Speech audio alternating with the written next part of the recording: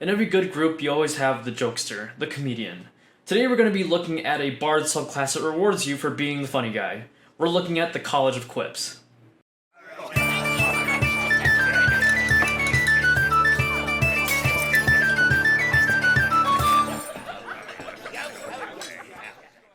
Welcome to the Homebrew Crew. I'm Tony, this is Sean, and today we are going to go over that fantastic College of Quips. Yep, this one was brought to us today by user Nesnarf.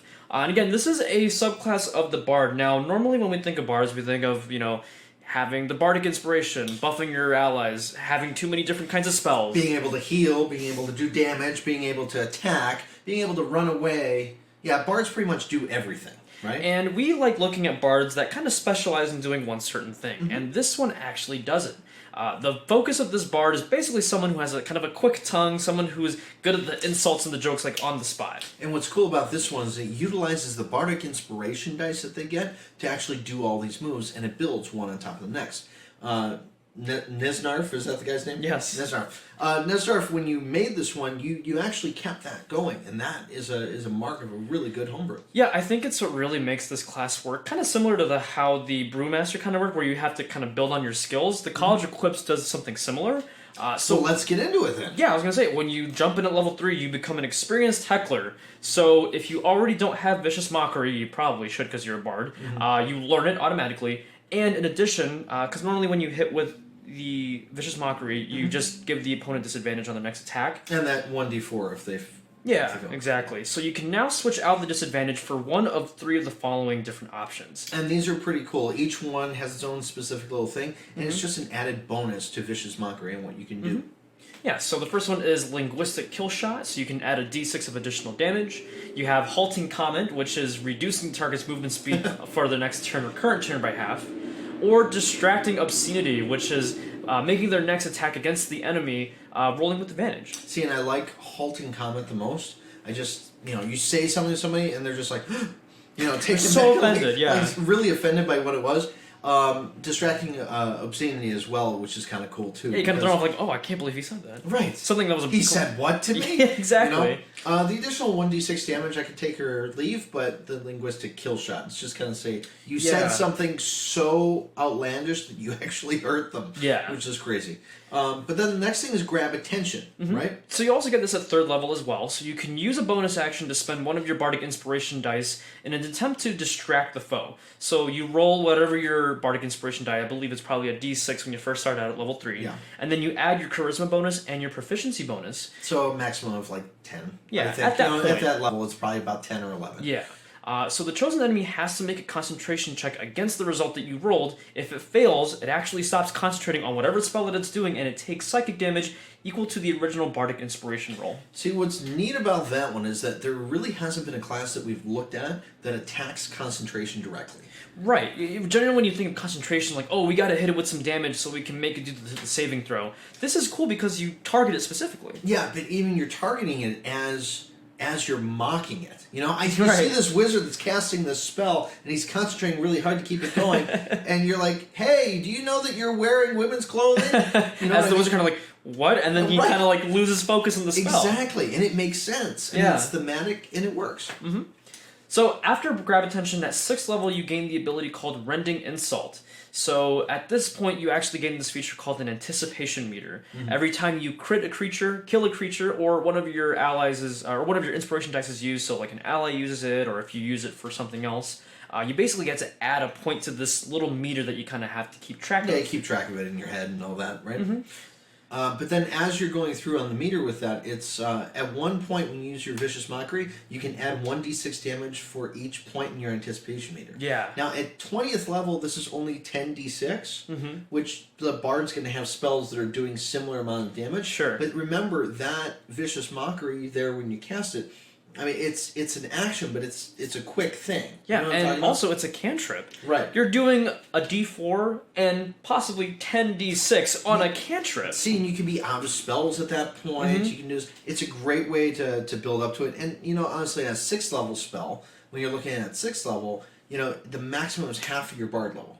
So you've got 3 on there, so an additional 3d6 at the maximum. Even then, that's really not that bad. And like you said earlier, the mechanics related to this class encourage you to really just pump out the bardic inspiration. You want to get these out because I've seen a couple bards that play and they kind of keep them safe. This one, you're no, I'm not these out. inspiring anybody. No, you know what I mean. That's that happens a lot. Now at 14th level, you get your last feature on this, and that's acknowledge failure. Now this builds upon that other bardic inspiration one that you had earlier, right? Yeah. So 14th level, when a creature within 60 feet misses, or you or an ally with an attack roll, you can use your reaction to cast vicious mockery at it by spending one of your bardic inspiration dice and adding the results of the roll results of the damage.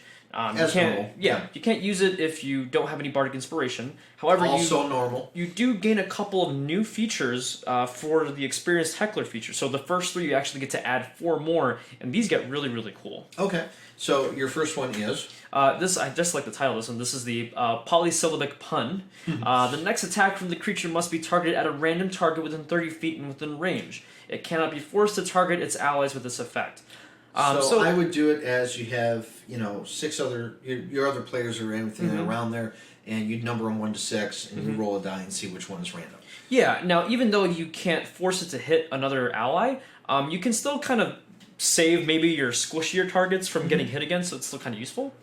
And then Enraging Truth is the next one. Now, Enraging Truth and Condescending Sigh are 2 that kind of... Yeah, they kind of are the same thing but opposite. Right. So, Enraging Truth, the target creature receives a -5 penalty to the attack roll that they're about to do, but if they do hit with it, they get an additional damage die, right? Whereas Condescending Sigh, they get a +5 to the bonus of their attack roll, but they lose one of the damage dice. Right, so it's one versus the other. Now, it does say that if they do gain the damage die on that, it's whatever the highest damage die is, if they have 2. So, it's like a 1d6 plus this. So I don't see that added feature. Like, sometimes you'll get that additional poison damage or what have you. I don't see that, adding into it. Right. But it's kind of interesting because if you know that something is going to hit you for a large amount and you know that they're definitely going to hit anyways, you can at least be like, okay, this is going to hit me. I can at least kind of, deduct the damage a little bit. Or vice versa, depending on the situation. And then the last one is called Upsetting Taunt.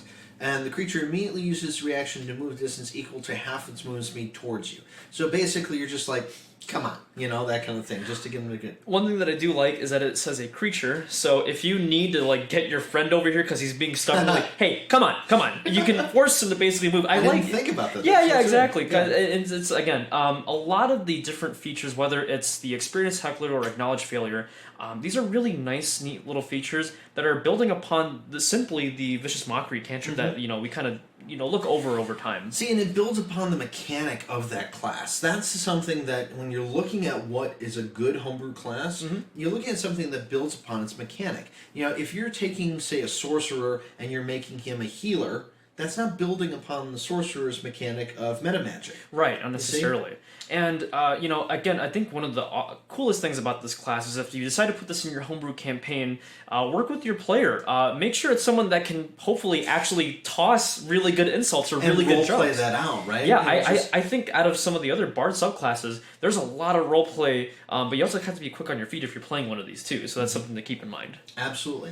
Now, we are having our stream every single Tuesday night. You guys can definitely check it out. If you'd like to send us something, or if you've got a homebrew class that you want to send us, definitely do that at dmbrewcrew@gmail.com. Remember to like and subscribe down here in the corner. The likes really, really help, and so do the subscriptions. We're getting up there. We're getting close to that 1,000 mark. We're getting so close. So we're hoping with everyone's help we can get there. Thank you so much for all the support and all the views. And again, if you are looking to add this to your campaign, you can go ahead and click on the link below. Absolutely. And remember, the best campaigns are always the ones that are homebrewed. So until next time, keep brewing.